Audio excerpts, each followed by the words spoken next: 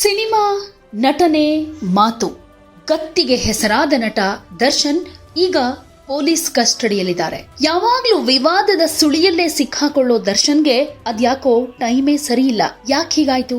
ರಾಜನಂತಿದ್ದ ನಟ ವಿವಾದದ ಸುಳಿಯಲ್ಲಿ ಯಾಕೆ ಹೀಗೆ ಸಿಕ್ಕಾಕೊಂಡ್ರು? ದರ್ಶನ್ ಭವಿಷ್ಯದ ಬಗ್ಗೆ ಖ್ಯಾತ ಜ್ಯೋತಿಷಿಗಳು ಏನ್ ಹೇಳ್ತಿದ್ದಾರೆ ಗೊತ್ತಾ?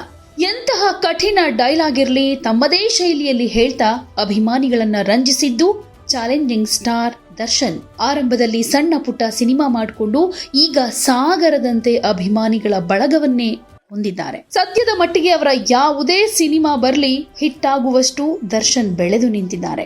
ಅವರ ಸಿನಿ ಜರ್ನಿ ಬೆಳೆದಂತೆ ಅವರ ವೈಯಕ್ತಿಕ ವಿಚಾರಗಳು ಕೂಡ ಸಾಕಷ್ಟು ಸುದ್ದಿಯಲ್ಲಿವೆ. ದರ್ಶನ್ ವಿವಾದದಲ್ಲಿ ಹೀಗೆ ಯಾವಾಗ್ಲೂ ಯಾಕೆ ಸಿಕ್ಕಾಕೊಳ್ತಾರೆ? ದರ್ಶನ್ ಒಬ್ಬ ಖ್ಯಾತ ನಟ. ಕನ್ನಡ ಸಿನಿಮಾ ರಂಗದಲ್ಲಿ ತನ್ನದೇ ಅಭಿಮಾನಿ ಬಳಗವನ್ನ ಇಟ್ಕೊಂಡಿದ್ದಾರೆ. ಅದೆಷ್ಟೋ ಜನ ಅವರ ಹೆಸರು ಹಾಗೂ ಚಿತ್ರವನ್ನ ದೇಹದ ಮೇಲೆ ಅಚ್ಚೆ ಕೂಡ ಹಾಕಿಸ್ಕೊಂಡಿದ್ದಾರೆ. ದರ್ಶನ್ ಅಂದ್ರೆ ಸಾಕು ಪ್ರಾಣ ಬಿಡುವಷ್ಟು ಹತ್ತಿರದಲ್ಲಿ ಅಭಿಮಾನಿಗಳು ಅವರಿಗಿದ್ದಾರೆ. ಆದ್ರೆ ದರ್ಶನ್ ವೈವಾಹಿಕ ಜೀವನ ಸರಿಯಾಗಿಲ್ಲ. ಇದು ದರ್ಶನ್ ಅವರಿಗೆ ಬಹುದೊಡ್ಡ ಕಪ್ಪು ಚುಕ್ಕೆ.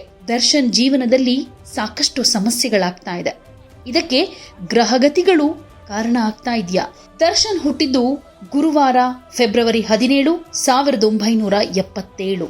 ಹುಟ್ಟಿದ ಸಮಯ 12 ಗಂಟೆ. ಹುಟ್ಟಿದ ಸ್ಥಳ ಮೈಸೂರು.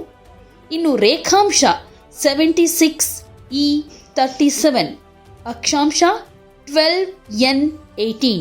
ಸಮಯ ವಲಯ ಅಂತ ಬಂದಾಗ ಆ ಝೋನ್ 5.5 ಅಂತ ಬರುತ್ತೆ. ಸೊ ದರ್ಶನ್ ಜಾತಕದಲ್ಲಿ ಶನಿ ಪ್ರವೇಶ ಆಗಿದೆ.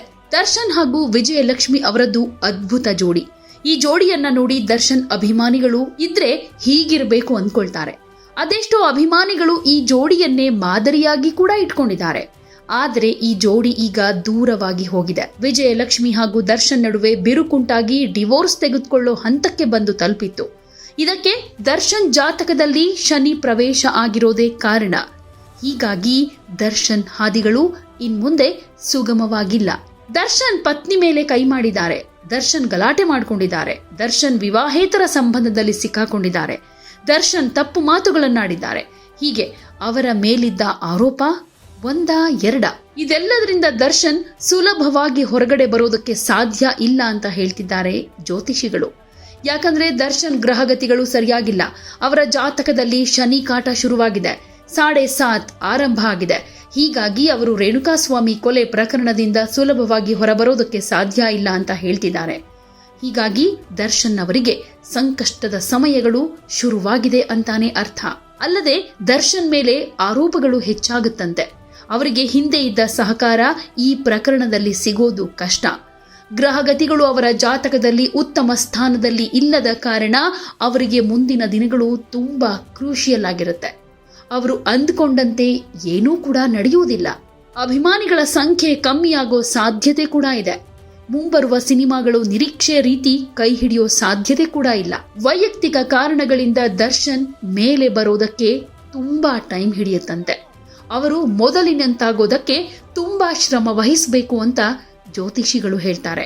ಹಾಗೇನೆ ದರ್ಶನ್ ಕಾರಿನ ನಂಬರ್ ಡೇಂಜರ್ ನಂಬರ್ ಅಂತ ಆರ್ಯವರ್ಧನ್ ಗುರೂಜಿ ಹೇಳಿದ್ದಾರೆ. KA 04 NA 0006 ದರ್ಶನ್ ಕಾರ್ನ ನಂಬರ್. ಇದರಲ್ಲಿ ಬರೋ ಸಂಖ್ಯೆ 6 ತುಂಬಾ ತೊಂದರೆಯನ್ನ ಕೊಡುತ್ತೆ. ಅಪಘಾತವಾಗಬಹುದು, ಕಾರಿಗೆ ಡ್ಯಾಮೇಜ್ ಆಗಬಹುದು, ಕಾರಿನ ಒಳಗಿರೋರ್ಗೂ ಕೂಡ ತೊಂದರೆಯಾಗಬಹುದು. DK ಶಿವಕುಮಾರ್ ಈ ಸಂಖ್ಯೆ ಕಾರನ್ನ ಹೊಂದಿದ್ರು. ಕಾಲಾನಂತರದಲ್ಲಿ ಅವರು ಈ ನಂಬರ್ ಚೇಂಜ್ ಮಾಡಿಕೊಂಡ್ರು. ಹಾಗೆ ರೇವಣ್ಣ ಕಾರ್ ನಂಬರ್ ಅಲ್ಲೂ ಕೂಡ 6 ಇದೆ. ಹೀಗಾಗಿ ಸಂಖ್ಯೆ 6 ಇಂಗ್ಲಿಷ್ ಲೆಟರ್ R ತುಂಬಾ ಜಾಗರೂಕತೆಯಿಂದ ಹ್ಯಾಂಡಲ್ ಮಾಡಬೇಕು. ಇದು ಅಪಾಯದ ನಂಬರ್ ಆಗಿದೆ ಅಂತ ಹೇಳ್ತಾರೆ. ಹಾಗೆ ಈ ಹಿಂದೆ ಆರ್ಯವರ್ಧನ್ ಗುರೂಜಿ ಅವರು ನುಡಿದ ಭವಿಷ್ಯದಲ್ಲಿ RR ನಗರದಲ್ಲಿ ಮನೆ ಇರೋರಿಗೆ ಗಂಡಾಂತರ ಇದೆ. ಅವರು ಒಂದಿಲ್ಲ ಒಂದು ಸಮಸ್ಯೆಗಳಿಗೆ ಸಿಕ್ಕಾಕೊಳ್ತಾರೆ. ಯಾಕಂದ್ರೆ ಆ ನಗರದ ದಿಕ್ಕು ಸರಿಯಾಗಿಲ್ಲ. ಆ ಲೇಔಟ್ ಮಾಡಿದವರ ಮೇಲೆ ಈ ಬಗ್ಗೆ ಜನ ಪ್ರಶ್ನೆ ಕೂಡ ಮಾಡಿದ್ರು. RR ನಗರದಲ್ಲಿರೋ ಮನೆಗಳ ದಿಕ್ಕು ಸರಿಯಾಗಿಲ್ಲ ಅಂತಾನು ಹೇಳಿದ್ರು. ಉದಾಹರಣೆಯಾಗಿ ದರ್ಶನ್ ಅವರನ್ನೇ ತೆಗೆದುಕೊಂಡಿದ್ರು. ಈಗ ಈ ಹೇಳಿಕೆಗಳಿಗೆ ಮತ್ತಷ್ಟು ಪುಷ್ಟಿ ಸಿಕ್ಕಂತಾಗ್ತಾ ಇದೆ. ದರ್ಶನ್ ಒಂದಲ್ಲ ಒಂದು ಸಮಸ್ಯೆಗಳ ಸುಳಿಯಲ್ಲಿ ಸಿಕ್ಕಾಕೊಳ್ತಾ ಇದ್ದಾರೆ. ಆದ್ರೆ ಈ ಸಲ ಏನಾಗುತ್ತೆ? ದರ್ಶನ್ ಸುಲಭವಾಗಿ ಹೊರಬರ್ತಾರಾ? ಎಂದಿನಂತಾಗ್ತಾರಾ ಅನ್ನೋದನ್ನ ಕಾದು ನೋಡಬೇಕಾಗಿದೆ.